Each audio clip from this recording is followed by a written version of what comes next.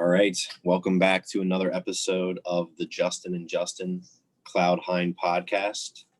How you doing, sir? What is up, everyone?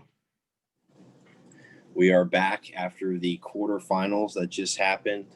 2 matchups here, so we'll dive right into it. The first one was Zamit and TJ. Old Zamit, we've been talking about it. He was rolling along all season. At one point, the man was 6-0. And just like that, he's bounced in round 1 by the 6th seed. I know, man. And I feel like the podcast, our predictions last week, if I'm not mistaken, we're right on the money. We predicted TJ to win. So well done there.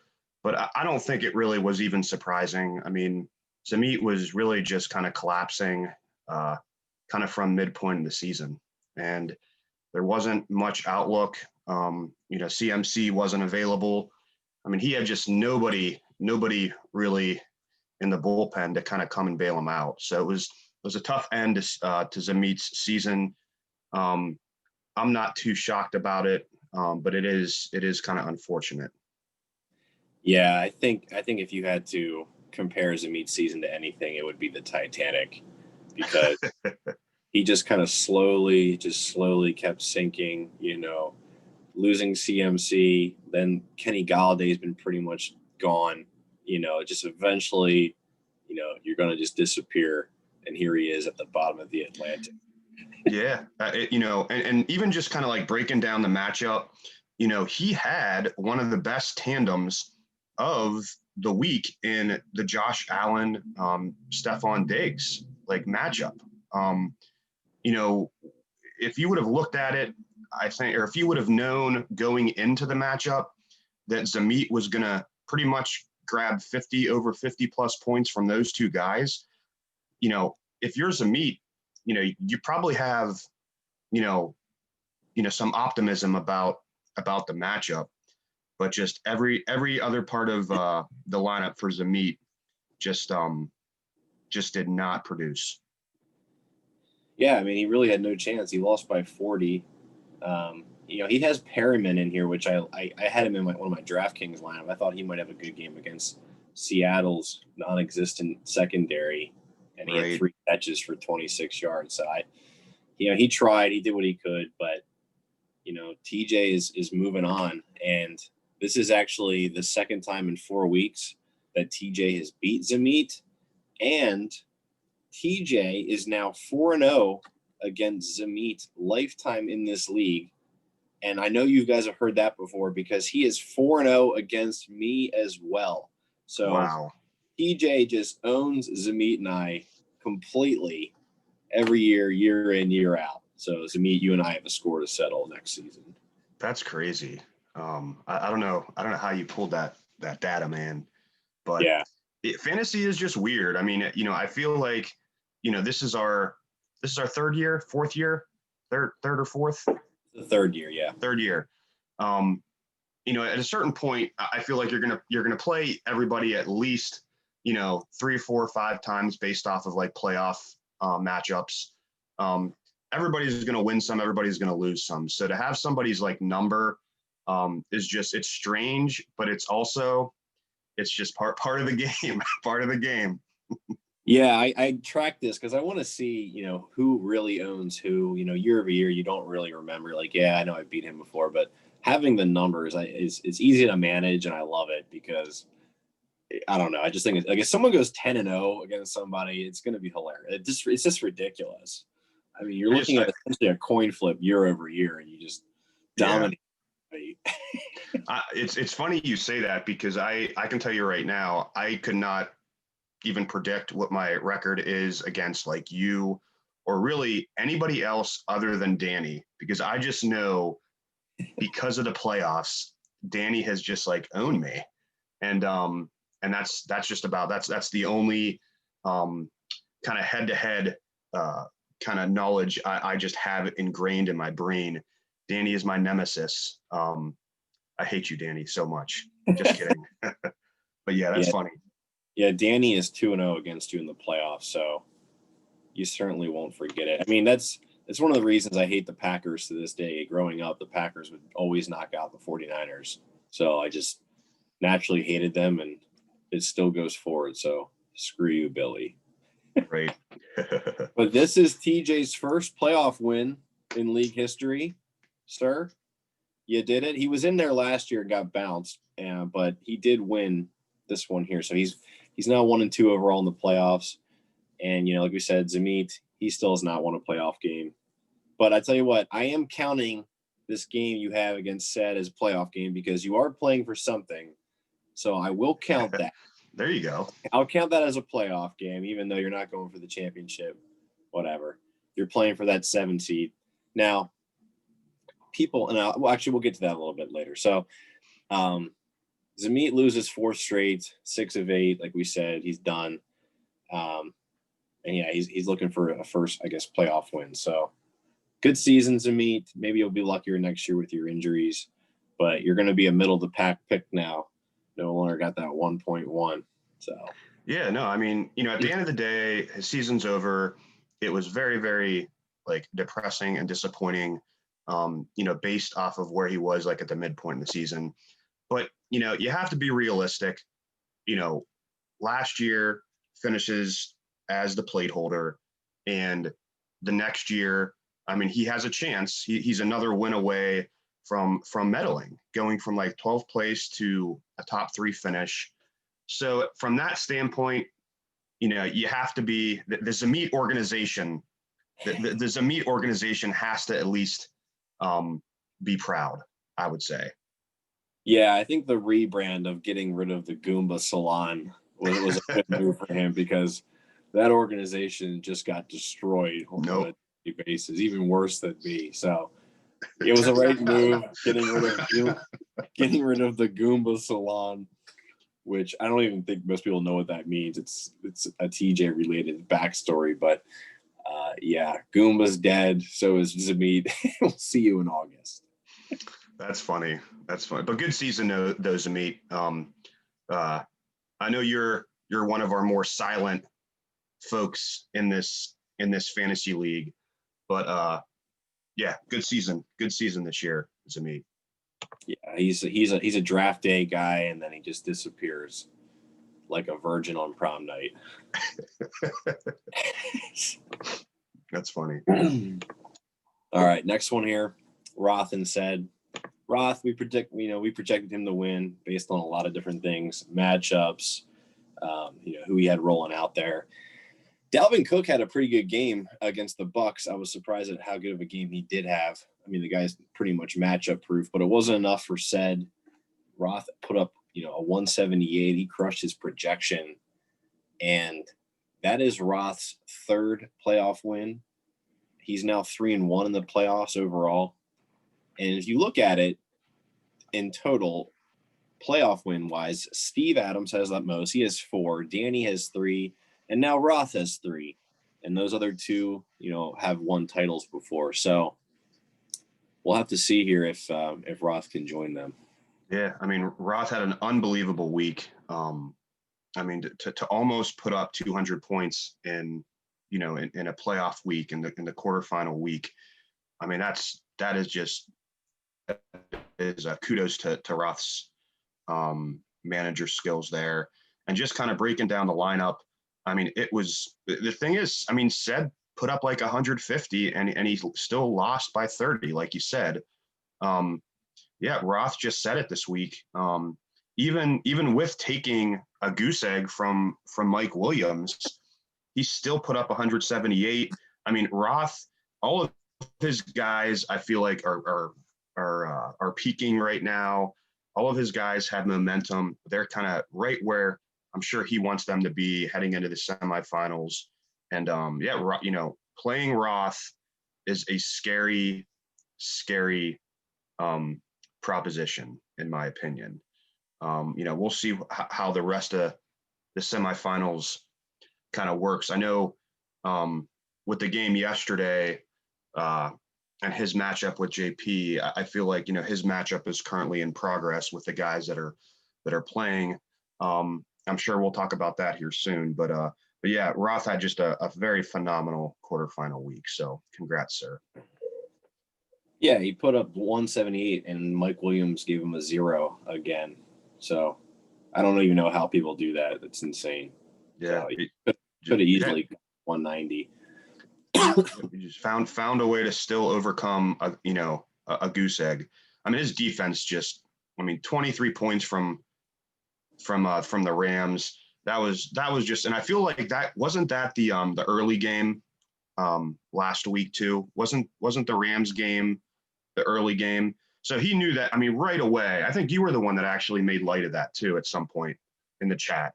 I mean, Rod pretty much started off the quarterfinal matchup with 23 points from his defense, already just a super leg up. So we'll see. Yeah, that's a huge start to a week. 23 from anything, especially your freaking defense. Oh yeah. It's insane. I mean, his defense outscored Dalvin Cook. So yep. There you go.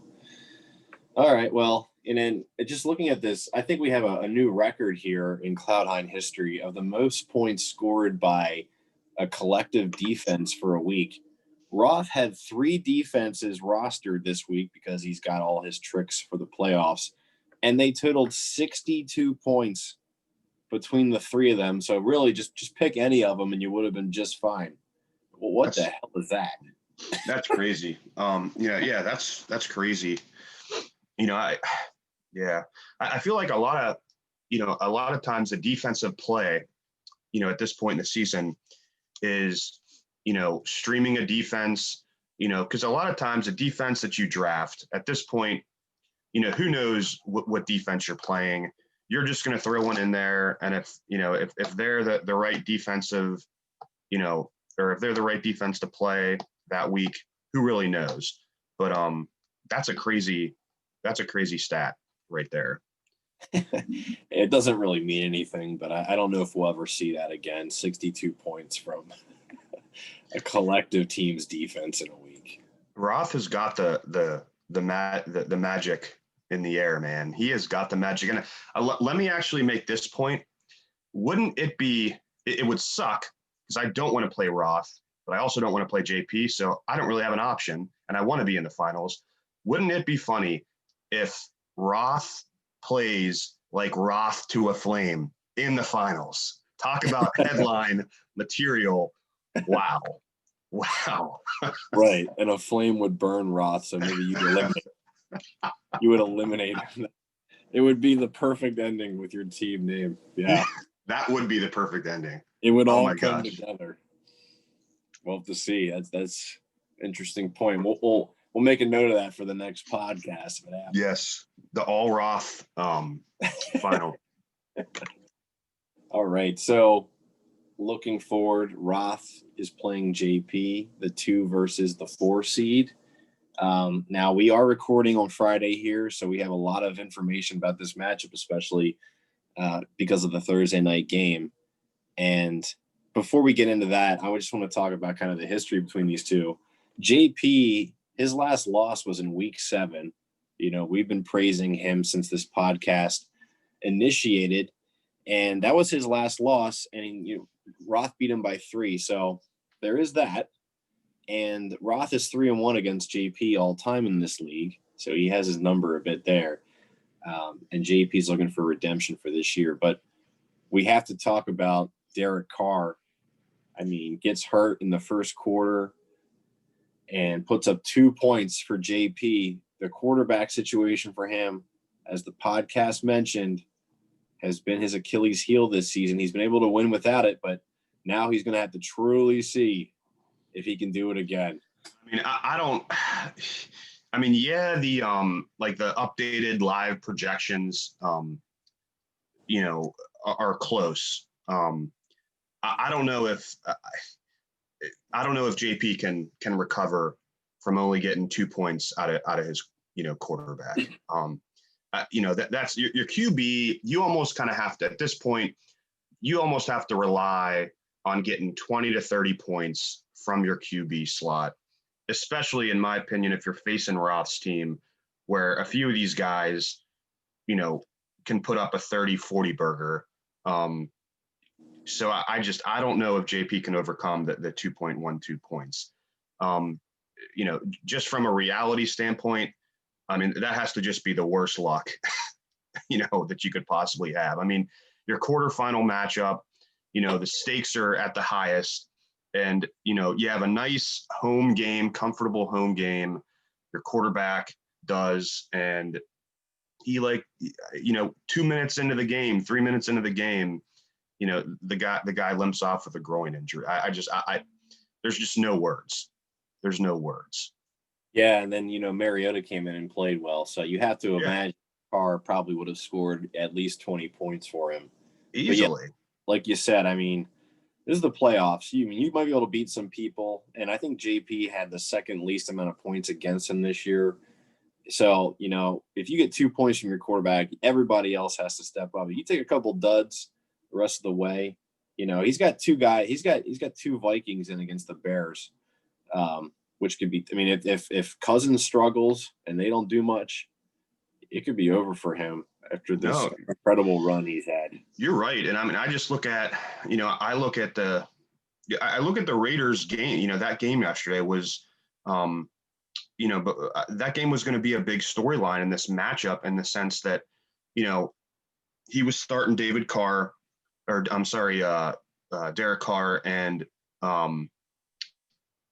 Roth was starting the Raiders kicker and Carlson. Carlson ends up putting up 9 points. Carr puts up, 2 points. I mean, so it just that 2 points from a quarterback is just brutal. His kicker pretty much quadrupled that output. Roth just has a huge advantage.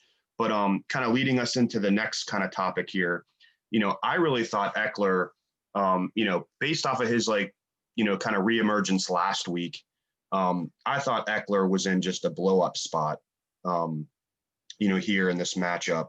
A potential shootout. Roth was flexing Eckler, and Eckler just, I don't know if he just was on a snap count. I don't know what the deal was, but just a huge underperformance, in my opinion, from Eckler last night. Yeah. Yeah, I mean, the Raiders' defense has been absolutely terrible. So for him to only come up with 12 points, and Baelish took his touchdown from the goal. Yeah. So that was surprising. I mean, I am playing Roth in his league, and he is Eckler. He's Eckler and everything. So you're probably happy as a newborn baby. Jeez. I was happy he didn't score, but I also played Keenan Allen. Right. So, cheers. But anyway, gosh. Yeah. But anyway, yeah, that does give JP some hope though. Eckler not doing much, so he's still got a chance. I mean, he does. Yeah, I mean, we'll see what happens. It's definitely going to be an interesting matchup. Just looking at the projections, the live, updated projections and the live winning percentage projections, it's really still a coin flip. Based off of both of those performance. I mean, Roth has already had 2 of his guys go, and JP's only had 1. So we'll have to see. It will be very interesting on who ends up advancing to the finals out of this matchup. Yeah, and I have to mention, I talk to JP often online. We both work at Exelon. Steve, and I have a little chat going. I mean, the guy talks about this league more than the 2 of us combined. And I figure, hey, we should get this guy on the podcast, right? He's been winning. You guys are set to match up in the finals. Everything's looking that way. You should join the podcast. And the man has just turned his back on me and the podcast this whole month. Won't come on here and chirp a little bit. So when I saw that Carr injury, and that is the fantasy gods. The fantasy gods, man. So everybody who's watching this, man, you might want to join this, get some good mojo going. It might save your season. You do not get many invites from the Justins to be on the podcast. Once you reject one, that's it. That's it. That's it. So we come to you personally and really aren't looking for that, turning us down. Just saying. You just saw firsthand what can happen. Could haunt JP for the rest of his life. It very well may. But I tell you what, though, these 2, JP and Roth, if you remember right after the draft this year, Roth who was balls deep in the Brady bandwagon, as always, wanted to give Tyreek Hill to JP for Chris Godwin, and he immediately rejected it. And I was like, I don't understand why you're rejecting that. And Hill has just been an absolute stud. So could you imagine JP? He would have had Devontae Adams, Hill, Jeffrey. He would have been unstoppable completely. And they're playing each other now. So you watch Hill goes off this week to bury him. Just another storyline here in this dramatic 2020 season. That reminded me also of another moment earlier this season, when it didn't come through. Actually, it might have. Roth, you can clarify, but I'm pretty sure Roth offered Reek for Julio at some point. There was like I think there was another player that was involved too, but I was just like, no, I want Julio for the playoffs. Ironically, he has Reek for the playoffs, and I have Julio for the playoffs, and Julio is not playing in the playoffs. So, but that's funny. That just kind of reminded me of that. But yeah, what a crazy kind of turn of events. Yeah. Oh, I don't know what I wish he would have offered me. I would have jumped all over that. Okay, so the next matchup is you, sir, versus TJ, the 6th seed, the long shot. You guys faced off in week 10. You beat TJ, but it was your lowest score of the year. Yes. And yes. But TJ put up 82 fucking points. So you snaked by with a W, man, with your worst game of the year, and still got to win because you're whenever I play TJ, there is just some weird shit that is going on, and I do that matchup gives me so much anxiety. This week, or this matchup, it's the 1 versus 6. Oh, the dominant team versus the team that snaked in. I'm sure we're going to analyze all these other stats and realize that TJ's team shouldn't even be here right now, but I'm playing him, and there's just some weird shit that is going to happen. I have a feeling in this matchup, we'll have to see, but yeah, man, I don't know. How do you even want to start this? I don't know. You got everything to lose, man. You got everything to lose. Yep. And hey, you're in a good spot. It's what you want, but at the same time, if you lose this game after a 13-0 season with a bye against a 6 seed, it's going to sting. And you might not even get paid. So that's the thing. The loser of this round is huge because one of you 4 is not getting paid. Right. 3 of you 4 are. If you win this week, you're getting paid, period. No matter what, you got to get through this. And, you have the 6 seed here as the 1 seed. You get that privilege. You got to take care of business, man. But, yeah, TJ's team has been known to kind of do some crazy shit. So you never know. No, I mean, definitely just want to echo, like, exactly what you said. I mean, it's the way fantasy football kind of works. 12-team league, you just need to finish in the top 6. Yeah, it's great to get a bye, but whether you get a bye, whether you don't get a bye, as long as you're in that top 6, you have a legit chance. Everybody they carve out their own path.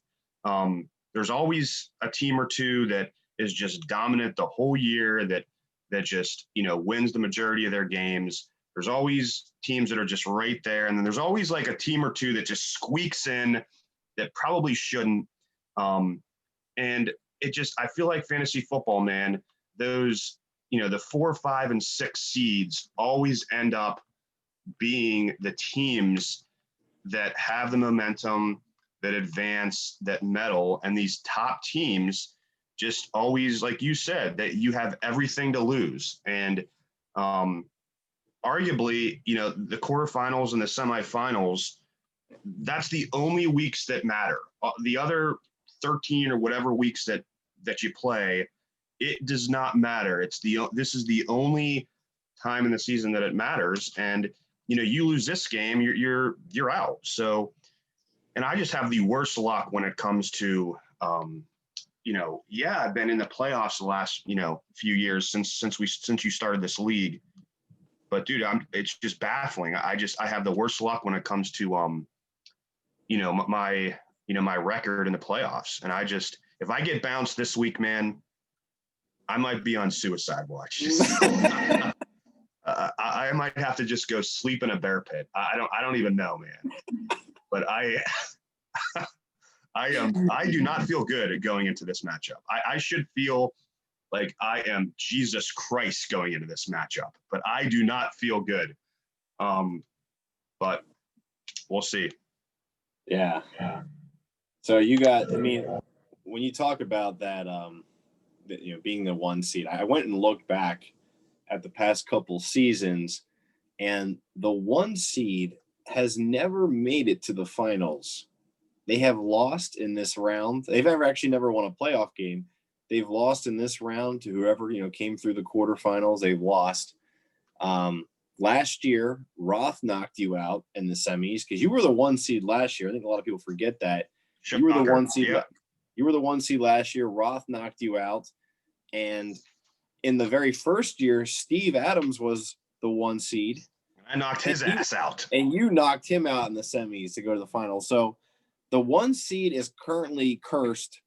There is there's a hex on it. So we'll see if you can break that, sir. There's definitely there's some shit going on, man. I can tell you right now, I will feel so happy if I can just survive this matchup. Just kind of breaking down, the matchup. I mean, me and TJ's matchup, even with the game last night, our matchup has yet to really start. We didn't have any of the players play in last night's game. I know you want to talk about Kittle, but real quick, and this happened within the last hour. If anybody has been tuning into the chat, the Falcons just officially ruled Julio out for this week. That was my number 1 draft pick, Julio Jones, and he didn't play last week. He had basically 2 weeks to get healthy and get on the field for this week. And it's not happening. And I'm pretty upset about that. Not even so much for the production that he would have given me, but I was just hoping and kind of gearing up for him just being active so he'd be on the field and just draw attention, because I also have Ridley. And, if both of them are on the field, it gives more upside to both of those guys, because, you can't cover both of them at the same time. So, with the recent, update with Julio being out, very a bummer, because now I feel like, Julio's out. I got to start Chark, horrible matchup in place of Julio. And now Ridley, I feel like his upside is even going down if he plays. I mean, he's kind of banged up. He is not even a for sure probable start in the game. But now he could just get double teamed. So I tell you what, TJ, man, our matchup is going to be close. I really think it's going to be close. But yeah, so we'll see what happens. Yeah, I think fortunately for you, Minshew's back for the Jags, so that should help out Chark, I think, a lot. And the Ravens defense is not, I think, what people have really made it. They just gave up 40 to the Browns, so Browns have been playing well, but I think he's going to put up some points there just for the targets. That is true. I think Saturday night is huge because he has Rodgers, you have Aaron Jones and Davis. Yes. I think Saturday you guys are going to have a lot of information on where this stands, on how you guys do. So yeah, we'll see. I think after Saturday it's going to be a good indicator on where things are headed. That is going to be a very that is just going to be a very, very big storyline in our matchup, in our fantasy matchup, the Packers game. Yeah, Saturday night will be interesting. I mean, this is the first week where we're having Saturday games. It's the semifinals, and like you just said, the Green Bay game is, I believe, the late Saturday night game. So that should be Saturday night. Should be the beers should be flowing and the liquor should be flowing Saturday night. Yeah, one other thing here is Kittle. Danny dropped Kittle. He's sitting in TJ's IR. There's rumors that he's coming back soon. I don't know if he's going to play this week. I imagine he's definitely going to play week 16. So, I mean, either way, TJ can play Kittle for a chance at some money, whether it's for third place or the entire win. But, yeah, he's sitting in there. He picked him up. Good move by him. There's 2 IR spots this season, so we'll see what happens. We were kind of talking about this before we went live. Going to be hard to. I mean, in my opinion, it's still going to be very, very hard to throw Kittle in there, just with the uncertainty. Also, on top of it being semifinal week, you want to. Obviously, there's always the upside that if Kittle is on the field, he could blow up, but you want to at least, consider, points and just having a guy that doesn't flop and, turn around and give you no production, in a spot. And, I look at his matchup and I mean, I honestly think Gronkowski is one of his stronger plays this week. So if if he's managing, starting Kittle, what do you do? Do you throw Kittle in? Do you swap Gronk and Kittle? Do you throw Kittle in as a flex? It's just going to be tough, in my opinion, to justify starting Kittle, even if he is trending towards being active. And in a last minute, status update where he plays, just going to be hard to throw him in there. Yeah. Okay, that's it for your guys' matchup. Good luck, sir. Good luck, TJ. We're gonna have a final set next week, boys. This is gonna be it. Whoever's in it, I really, really hope they join this. I mean, the Roths will be in it. Okay, wow, there's your prediction. Wow, this guy's coming out. I hope we get someone in here that whoever is in this. I know you guys aren't doing shit, so I mean, especially next week, it's a great time to do it. We'll see what happens. But let's not discard Zamit and said, and I want to bring this up because these guys are playing for the 7th pick. And it's like, well, Justin, who cares? What does that matter? You know what? In this year's draft, Devontae Adams was taken 7th and Clyde Edwards was taken 8th. Wow. So just being one spot higher could change your entire fucking season. Yeah. Oh, yeah. I mean, look at – yeah. I mean, every season is different. Every season is different. I mean, this is right around, I mean, just picture this season, I feel like Michael Thomas went a pick or two before Dalvin Cook. So, I mean, one spot could mean the difference between this year and having Michael Thomas, who essentially was a dud, a bust because he was out the whole year, or, having Dalvin Cook, who's been like a top 2 running back, top running back all year. So, yeah, man, this positioning means it does. It means everything. It really does. Yeah, and when you look at the final 4 teams we have left, all 4 of these teams drafted in the back half of the first round. There is not one team that picked in the first 6 that are in the final 4. That's pretty remarkable. I mean, you get the first picks, you should be able to get the better players, but no one in the top 6 picks is still alive. Yeah, I mean, I've told you about this before. I just think the first round is just those top, 5, 6 picks, overall picks. You just have just so much tremendous risk in those guys. I mean, you just do. You're not going to get another pick until late in the second round. So that first pick that you go with, I mean, it better hit, man, because you're going to be in a world of hurt if it doesn't hit. So. Yeah, and it's a long time until you pick your second guy. So. Yep. All right, well, that does everything for the recaps and looking forward. So good luck to everybody. We have a couple of kind of extra sections like we did last week to look at for the season. And the first one is going to be the rookies that were drafted, just kind of going back and looking at these new guys who are, are basically complete unknowns. There was no preseason this season, so you really had no clue what to expect from even the top picks, Burrow, the running backs, everything. You really had no idea. So some people took a risk and went for these guys. Some people didn't take any. So we're going to just look at the rookies from this season. Now, when you look at the number of rookies drafted, I just want to kind of go through to give you an idea what people did. JP led the list with 5 rookies drafted.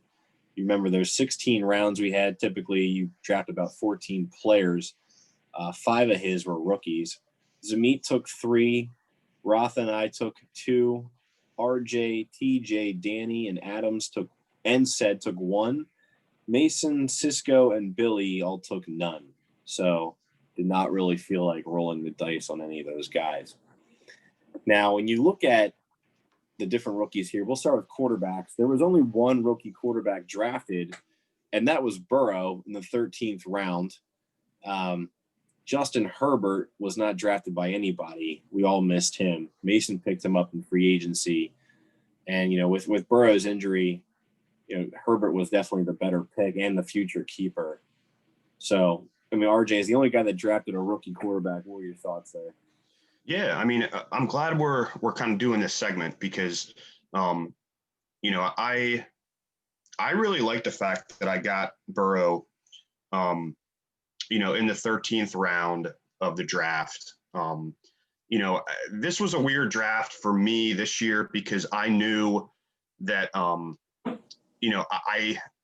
next year I wouldn't be able to rely on the Aaron Jones and the Calvin Ridley value as I was losing them. So I needed this draft to be a hit in terms of, the next few seasons. And, I was doing a lot of mocks and, I really just didn't have, a ton of these rookies like on my radar, but I really saw Burrow as an opportunity to maybe grab somebody late and just roll the dice and see what happens.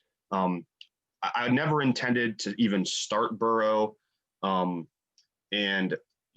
I wanted him and I wanted to kind of get an idea, on, what Cincinnati's offense is going to look like with him.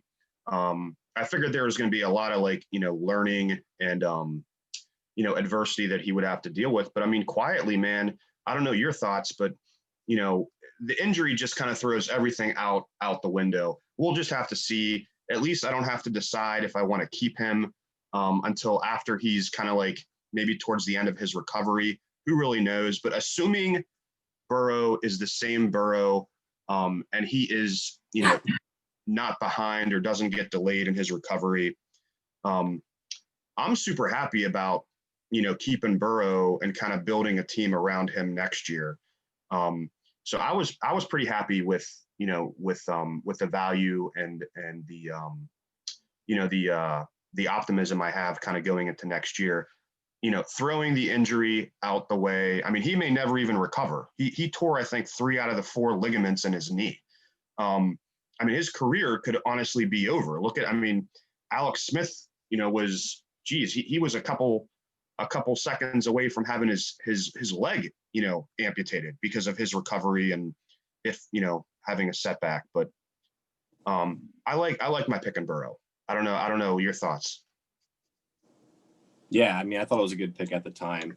They throw a ton, but yeah, the injury sucks. It'll be interesting to see how he recovers. I hope he does recover. That the Bengal fan base could use a prayer. He's their so. Yeah, the cool thing too about at least kind of where the chips lie right now.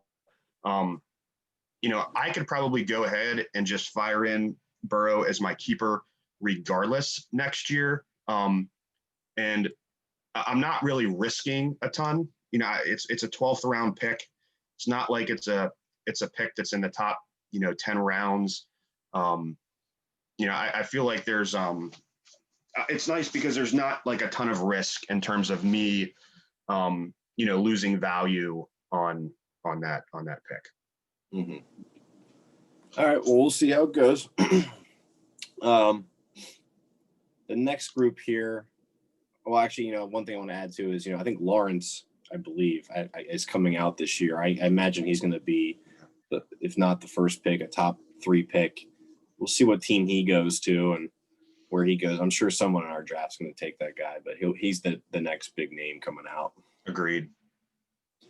All right. So the next group is the running back. And I have them listed here and basically on how they performed.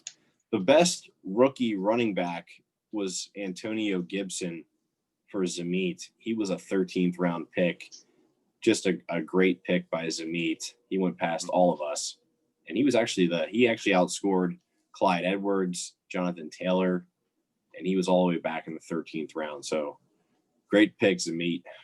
Yeah, I mean, as disappointing as Zamit's season had kind of ended down the stretch, this has to be like really the one positive that he probably can take out of this year is really just heading into next year with pretty much a shoe-in unless something happens where there's a trade or the depth chart gets all screwed up. Really heading into next year with with Gibson in the 12th round. Yeah. Yeah, and TJ took Clyde in the first, rolled the dice. I totally get the pick. He didn't really live up to the first round pick. No. He wasn't awful, but not a first rounder. Danny had Taylor in the 4th, who is just now like becoming the man. So it's a classic rookie thing where it takes him just forever to get going, but he looks like the guy now in Indy. So I'm curious if Danny may keep him next year in the 3rd. We'll have to see. The next 2 guys, based on the rankings here, were JP's, Dobbins and Harris. JP traded Harris to Billy, so he's got a potential keeper there. Dobbins, I guess, is slowly becoming the guy in Baltimore. I don't know what the hell they're doing there, the Ravens. Steve took Akers in the 6th. That guy hasn't done shit until now. Now he's like the guy, but Steve kept him all year. I got to tip my cap. Steve kept Akers all season in a healthy slot, so he could keep him next year in the 5th if he becomes the guy here going forward, which it looks like he is. So that could be a nice value for him. And then the last rookie here was AJ Dillon for Roth. He took him late in the 14th. I think he dropped him before week 1. He had 12 points all season. So nothing. Yeah. I mean, my thoughts on like kind of this group. We already talked about Gibson. I look at Taylor. Just from a value standpoint, I'm looking at the rounds. I really look at Taylor as really being kind of the only, value kind of maybe going into next year. I mean, the Dobbins, the Harris, I'm not really high on those guys. I guess maybe just, Dobbins in the 7th and Harris. Dobbins would be in the 6th next year and Harris in the 12th. I guess you get some value there. But I think, Taylor, if you stuck with Taylor this year, because it was a long, rough, stressful road having Taylor. I don't know if you own Taylor in any of your leagues, man. I mean, if you stuck with this guy, I give you credit because this guy was just I feel like he didn't have the coaches trust. He wasn't even used. He wasn't even part of the offense for the first half of the season. But now, I mean, it's just something happened because now I feel like he is just, one of the golden RBs to have. Maybe it was just the rookie factor, and he just needed to kind of earn the time. But I think that Taylor, for Danny, he probably has to feel pretty good about, having him as a keeper option next year, and in the 3rd round. And I will say this just to kind of circle back, and then you can kind of go on. The CEH pick with TJ, first round, there's really no value you get out of that, but I mean, TJ is still in the playoffs. So, the jury is still out. I mean, Allaire could honestly be a stud in his next matchup. And guess what? TJ, it rides him to the finals. I hope it doesn't happen. But just another point, to make on him. I mean, it's kind of tough picking a rookie with your first pick. It is there's it takes some cojones to do that. TJ did it, and we'll have to see if if his production in the playoffs makes it happen. So Yeah, a rookie with no preseason. I mean, they pretty much have to be on the best offense ever, which is what he is. So right. that's the gamble you take. Right. Now, I just realized that for whatever reason, Cisco did have an auto-drafted pick of DeAndre Swift, so he is a rookie that's not on here.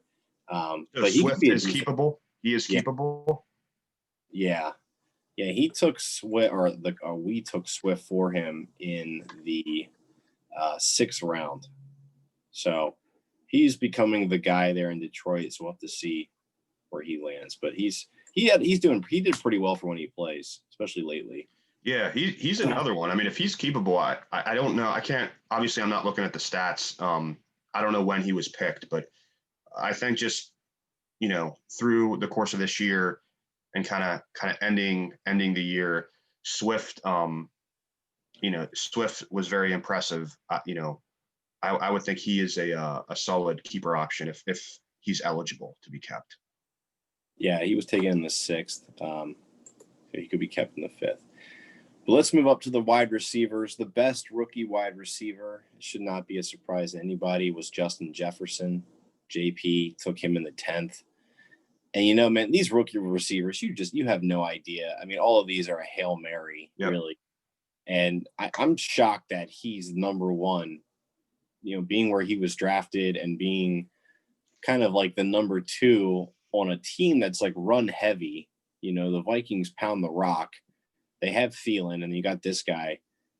I'm shocked that he was this freaking good his first year on that team. Yeah, I agree, man. I mean, he kind of came out of nowhere. It was almost like, it was almost like JP kind of won the lottery with this pick. I guess the only thing that kind of sucks is, you had changed the keeper, just the keeper option from 2 years to only 1 year. I mean, that's looking at this, like, I mean, that would be the only thing that kind of stinks. Like, it would be awesome for JP to be able to hang on to Jefferson for at least another 2 years, but he's going to get him for another year. And yeah, Jefferson just came out of nowhere, man. I mean, it was just crazy how everything kind of panned out. Yeah, I should have drafted all the Justins. Justin Herbert, Justin Jefferson. It was right in front of me. What the hell was I thinking? That's what I did this year, man. It works. I drafted the Joneses. I had Ronald Jones, Julio Jones, and Aaron Jones. It works. If there's an offensive Justin from now on in the first round of the NFL draft, they're on my must draft list. I don't even give a shit. Now, the next receiver on here was actually T. Higgins. Said took him in the 15th round and dropped him. It's one of the worst drops of the season. Just a terrible decision all around, Said. I mean, I know we've been ripping you on here, but here's another one for you, man. You just dropped this guy. And then JP picked him up and used him to ship for Derrick Henry. So if JP wins this league because of Derrick Henry, we can all blame Said. Absolutely. Yeah, man, that was crazy. I feel like going into the season too, all the experts, they're kind of doing their rankings of top rookies to target going into the season. And dude, I want to say Higgins was probably at the top of the list. I want to say Higgins had, with Burrow, just going to be throwing it. And with Cincinnati just probably being behind in most games and chasing points, Higgins was a top projected guy. got him in the 15th round, said picked him up in the 15th round. And I don't know what happened. When did he drop him? Do you recall? I'm not sure, but it was early. I want to say it was like week 2 or 3. Because I'm pretty sure if you had to like take a screenshot of Higgins' entire season fantasy wise, I want to say the first like 4 or 5 weeks, he did nothing, man. He did nothing. And just with COVID kind of doing its thing and games getting scheduled, bench spots were at a premium. You're going to have to just like, you can't just like wait it out with a lot of these guys. And I can see probably what he was faced with, but he kind of did a flip. I mean, Higgins was just a very, very strong, solid play. I feel like from week 6 or 7 until now. So that stunk. That stunk for Sed. Yeah, he drafted him in like I said, on August 30th. He dropped him on September 16th. So it was like after week 2. And if you look at his games, week 1, he didn't even play. Right. Week 2, he had 3 catches on 6 targets. I think he dropped him after that. And then he was available. He played week 3. He had 2 touchdowns and 5 catches. So he broke 21 points. He broke 20 points. And that's when he was picked back up. And actually, Roth, this is great. The Yahoo website tells you, I think Roth wavered for him and picked him up. Wow. And then dropped him 3 days later. And then JP went in and got him through free agency and then traded him. So he was actually on 4 different teams this year.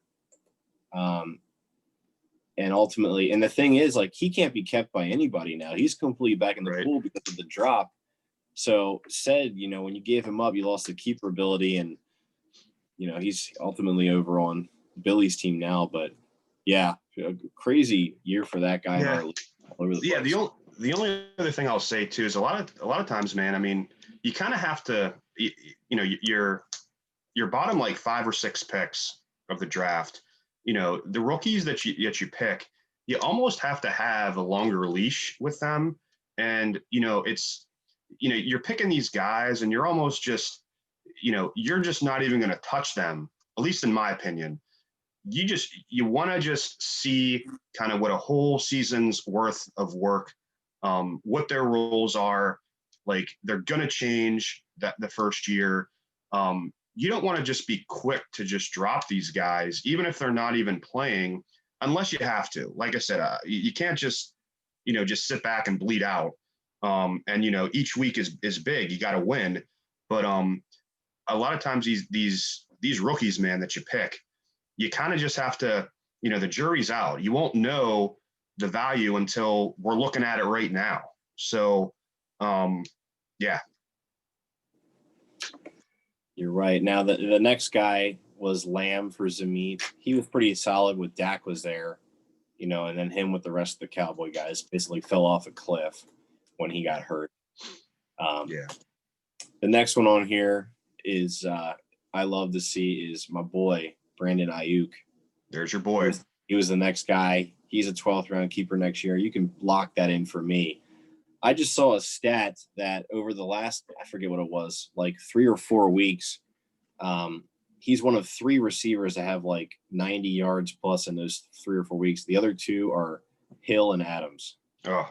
So I don't know how good this guy is going to be, man, but I'm loving what I'm seeing. And I think he's going to go off this week against the Cowboys. I mean, Debo being out helps him a ton. But yeah, he had a great rookie season.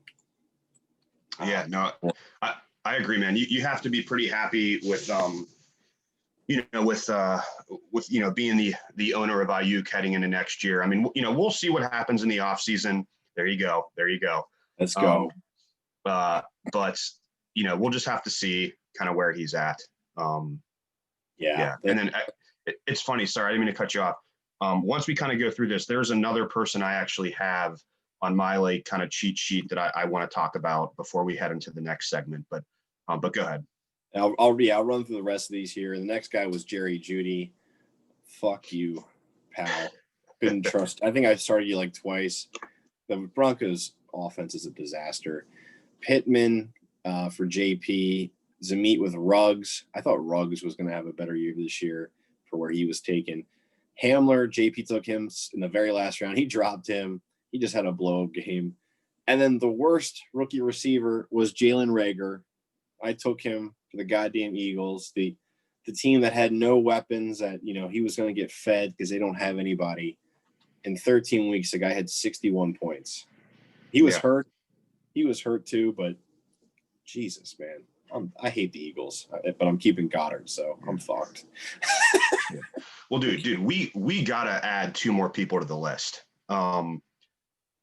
We got to talk about Chase Claypool, and we also have to talk about Deontay Johnson. Deontay Johnson is just a mystery, man, because being a Steelers fan, being the only Steelers fan in this fantasy league, I knew Deontay Johnson was going to be a fantasy gold mine, just gold mine of potential.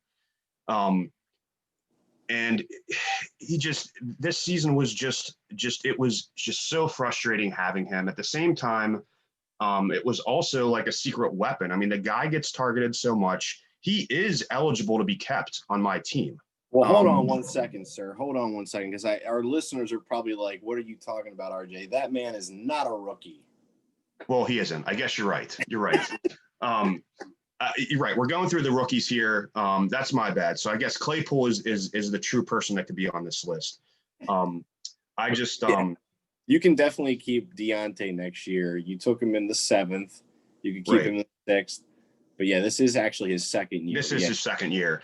Yeah, I've just kind of referred to this year as being Deontay's first, rookie season, just in the sense that he wasn't on the Steelers. He pretty much wasn't being kind of relied on last year the whole season. So I kind of knew this year that he was he was going to have a featured role. But anyway, Claypool, I mean, I was going to pick up Claypool with the last pick in this draft. And I ended up not, I just didn't feel good about it. I think his ADP, his projected value was just so high that I'm just like, it would be a waste.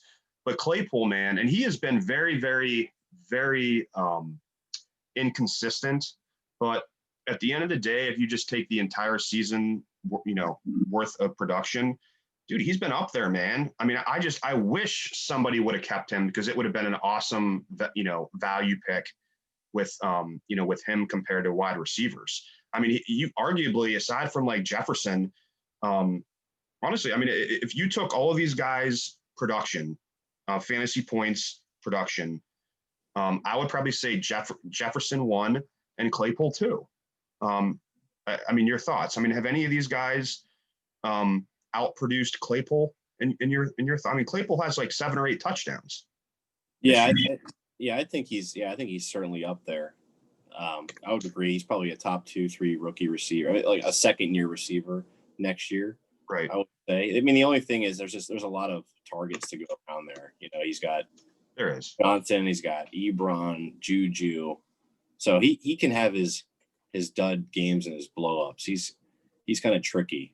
Yeah, but, he is. He's got a lot of upside, though. Yeah, it's what's helped and hurt him. His value is Pittsburgh has no run game. All that they do is pass. But Pittsburgh also has no deep passing game, and he's like the deep threat. He's the deep threat. So, unless one of those other guys, like you said, gets hurt, Claypool is just kind of really not a factor. But we'll see what happens. I mean, he's definitely going to go. Dude, Claypool is definitely going to be picked. In the earlier rounds. Next year, I'm just very, very curious. How early he is going to go. So. Yeah, it's a good point. I didn't really put many guys here that were undrafted. I also forgot about James Robinson. Yeah, he's another one. He's like the number 1 guy. He actually broke the record for scrimmage yards by an undrafted rookie, and he still has games to play. So he's literally like the best undrafted player ever in the NFL. So he will be on the board next year. Yeah. For someone to take But I mean, what an unbelievable season for a guy that's on a terrible team. You know, you think running backs, you're like, all right, you want guys on good teams, right? They're going to score more. This guy's on a 1-13 team, and he's just killing it. So that guy Yeah. will not be forgotten next year's draft. No, I kind of highlighted it in the last podcast. Mm-hmm. Somebody in here is going to have that 6th through 10th overall pick, and he is going to be available. He's going to be on the board, and somebody's going to take him. I guarantee you somebody is going to take him, unless he ends this season with like a devastating injury or whatnot, because his value is so high right now, like at the end of the season, that it's going to be just as high going into next season. We'll see what happens. He could be a giant flop, but you know, it's going to be hard for somebody to pass up on him in the first round with just his production, you know, looking at his production for this year as a whole. So, and that person may be you, sir. It's not going to be me. There's no way I would take him. No, no way. Getting information from your opponents on the podcast. Getting some data. Oh, man. All right. So the last section here is projections versus reality. This is something that I've been talking about all season because I've been like, what is the deal? Like, how is my team so bad every week? I never reach my projection. You would think it would happen once. So I started putting this together, and I want to track this going forward just to kind of see the trends and see if this year was an anomaly by any means. You know, your projected total versus your reality and what the difference was. So I basically entered in these numbers all season just to kind of see, and it was pretty mind-blowing, and it kind of explains why the hell my team is so damn bad. And I, had the worst fantasy season of my life. But when you look at it, there's 5 teams who scored more than what they were projected, and all 5 of those teams are in the playoffs. That's literally everybody but TJ. You guys are all in the playoffs. You guys did better than Yahoo thought you would. Zamit leads the charge with 3.3%, and then you and Roth are in the 2s, and then Sed and JP are just barely over 0. So nothing crazy, nothing like 10%, like wild. But yeah, you guys are doing better than Yahoo thought you would. And it's one of the reasons you're in the dance. Yeah, I mean, this is a great stat because when you look at it, it really throws injuries. And I mean, in fantasy football, you're going to have luck go your way. And this kind of throws out the injuries, the COVID, the luck, the bad luck, really out of the picture. And the guys that you chose to start, it's going to show you if those guys produced or not. So it's very impressive. Like, I'm looking at this and I'm just comparing the projected totals to the actual totals. And I mean, I'm looking at Zamit's team. I'm looking at my team. I'm looking at my team. I mean, I was projected to put up a ton of points, but I backed it up because my team put up a ton of points. And it's such a good stat because I think, a lot of times, when you're assembling these lineups, man, the only thing you see is the projected number next to that guy. And you're just going to set your lineup based off of the projections. And a lot of times, man, these projections are just meaningless. These projections are meaningless, and guys are always going to, bust their projections. They're going to have dud weeks. So just from like the big picture, looking at the big picture, I kind of like this because it really, it shows a lot on really who just tore it up this year, who did great. And obviously, the highest projected total teams. I'm looking at me. I'm looking at looks like me. I'm sorry. I know these aren't ranked according to projected total, but you have me. You have looks like Sed, and you have JP. I'm looking at those. Like, those are like the top 3 in terms of projected, based off of like who they chose to start. Those three teams all they all outproduced. Actually, I mean, there's more teams that outproduced, but those two teams just really were impressive, based on kind of looking at all this stuff. So. Yeah, when you look at people that did not perform, Steve's team actually, he is the second highest projected, and he has the second worst performance. Yep, you're right. So he really had a high hope with his keepers and coming into the year, and his team severely underperformed. I think a lot of that is probably Lamar Jackson. I think Yahoo had him probably seriously blown up, and he underperformed in a lot of his games, so that drives that. But yeah, you got 7 teams here that were under. Billy and Mason were -2%. Cisco, TJ, and Danny were in the -5s. Steve was up to -9, so a big jump there. And then I was -14.75%.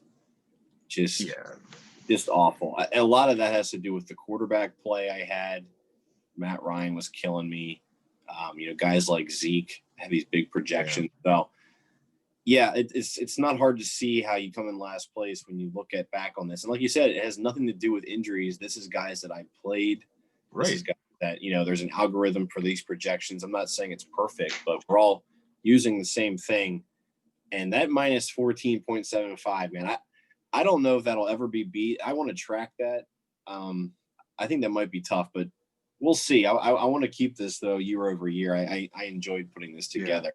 And I have to say Yahoo overall was -3. So they projected too high across the board for everybody. So when people say projections don't matter, Yahoo was 3% off. That's pretty good. Yeah, it is. I would say. I don't know how they normally is, but 3%, they were over projecting people, but that's pretty impressive. No, it is. It is. And, ultimately, the most important stat is the wins and losses. Like, all this really doesn't mean anything. It's the wins and losses. So, the reality total here is really going to be, at the end of the day, it's going to be the most important stat, because it's going to obviously help you win the most games. But I do like these stats, because a lot of times the wins and losses are kind of like, when you see the record, when you see a team's record, you don't see the week to week, the analysis. This chart is very, very good. I hope you keep it, because I almost kind of want to do the same chart in my league, because it's very, very eye-opening, this stuff when you analyze it. So. Yeah, you can it backs up your bitching. You're just like, man, like, I just can't get a fucking break. Like, this backs it up, because your guys just don't do anything compared to most people's. So right, no, absolutely. Yep. I will be keeping it. But yeah, that wraps up all of our extra stuff here for this week. Good luck to everybody. This is a big, big week here. You win to this week, you're going to get paid. And yeah, man, we're coming down to the wire here. Please pray for me this week. I know I am the first seed, but I am a very professional first seed. Please pray for me.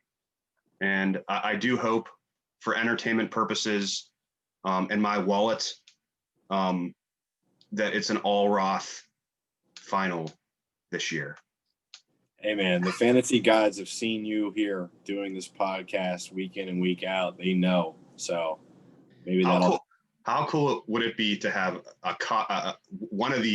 for the first ever podcast, Justin's podcast, one of the hosts actually wins the league? Wouldn't that be nice? We're going to see a ton of people join next year then. That's what it takes. I know. Maybe that's what it takes. Yeah. Also, as these podcasts are winding down, please feel free to promote the podcast and send this out. And we obviously want to get our viewership up past 24 views. That's all I'm going to say about that. Yeah, I think we might need some more jingles and effects, maybe some screen sharing. We can take this to next levels, but for now we're just keeping it simple year one. But yeah, we'll see how that goes. Yeah, I'm not getting my hopes. The fact No, that but people this, even watch it in our own league is a miracle. So I'll take it. yeah. Now this has definitely been a cool feature to the league. I feel since you've kind of started this league, I feel like every year you've kind of added another feature or another chart or another aspect of the league. This might be the icing on the cake, in my opinion. So this is a lot of fun. Yeah, I don't know how I'm going to up this. I'll think about it though. I got a long off season to come up with something. Right. But no, man, good luck to the 4 remaining teams. Pray for me. That's all I have to say. All right, man. Good luck. We'll see you guys. Thanks for listening. See you guys.